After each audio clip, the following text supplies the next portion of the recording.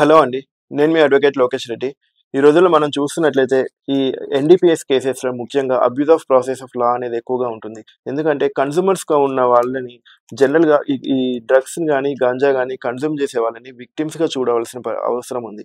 ఇలాంటి విక్టిమ్ లిస్ట్‌లో ఉండవలసిన మనుషుల్ని అక్యూజ్డ్ లిస్ట్‌లో పెట్టి వాళ్ళని రిమాండ్ చేసి జైలుకి పంపించడం మనం తరచుగా చూస్తా ఉన్నాం. అయితే ఇలాంటి కేసెస్‌లలో ఈ కన్స్యూమర్స్ ఈ ఎన్‌డీపీఎస్ కేసులలో ఉన్న కన్స్యూమర్స్ ఎవరైతే ఉన్నారో వాళ్ళు హైకోర్ట్‌ని అప్రోచ్ అయ్యి 482 సీఆర్‌పీసీ ప్రకారం గాని, లే ఒక చిన్న పిటిషన్, ఒక క్వాష్ పిటిషన్ ఫైల్ చేసి, నేను ఇందులో విక్టిమ్‌గా ఉండవలసిన నా పేరుని అక్యూజ్డ్ లిస్ట్‌లో పెట్టారు.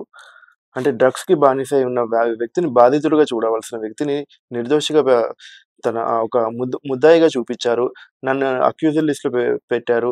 ఈ సెక్షన్స్ అన్నీ గూడా ఈ నా రోల్‌కి అట్రాక్ట్ కావు అని చెప్పి చిన్న క్వాష్ పిటిషన్ ఫైల్ చేసుకుంటే మీకు ఇమ్మీడియేట్‌గా ఫార్మల్ నోటీస్ ఇష్యూ అయ్యి, ఆ తర్వాత హియరింగ్ విన్న తర్వాత మీ పేరుని ఆ ఎఫ్ఐఆర్ నుంచి తీసేసే అవకాశం ఉంది.